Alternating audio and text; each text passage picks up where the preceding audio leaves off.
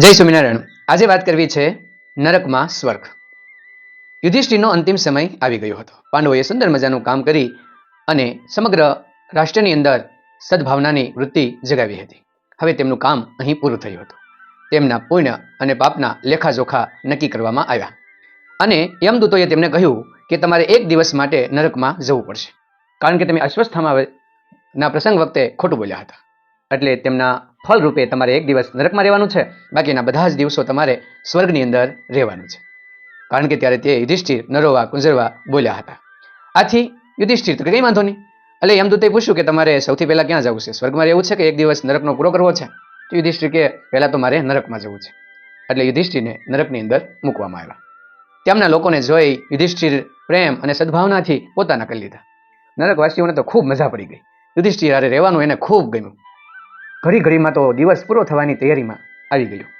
આથી નરકવાસીઓ ઉદાસ થઈ ગયા અને રડવા લાગ્યા, આંખમાંથી આંસુ જવા મળ્યા અને યુધિષ્ઠિરને કહેવા લાગ્યા કે તમે જશો તો અમારું કોણ?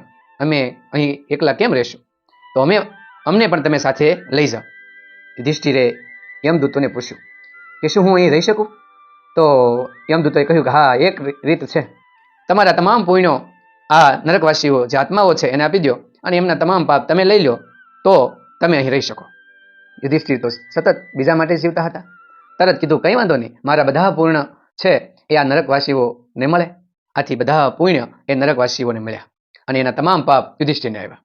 આથી એટલા બધું પુણ્ય હતું એટલે ઓલા નારકી જીવો તમામ સ્વર્ગની અંદર જવા માટે લાયક થઈ ગયા અને નરકની અંદર માત્ર યુધિષ્ઠિર રહ્યા. હવે તો યુધિષ્ઠિર મૂંઝાણા નહીં અને હિંમત ન હાર્યા. ત્યાં માત્ર યમદૂતો અને યુધિષ્ઠિર રહેતા હતા. પ્રેમ અને સદભાવનાથી એ યમદૂતોને યુધિષ્ઠિરે પોતાના બનાવી લીધા અને મિત્રો જેવા બની ગયા અને સ્નેહ અને પ્રેમને કારણે એ નરક હવે સુંદર મજાનું સ્વર્ગ બનતું ગયું અને બધા એકબીજા સાથે પ્રેમ અને આનંદથી રહેવા લાગ્યા અને જાણે કે બીજું સ્વર્ગ ન બની ગયું હોય એવું સુંદર મજાનું સ્વર્ગ યુધિષ્ઠિરે નરકની અંદર બનાવી દીધું.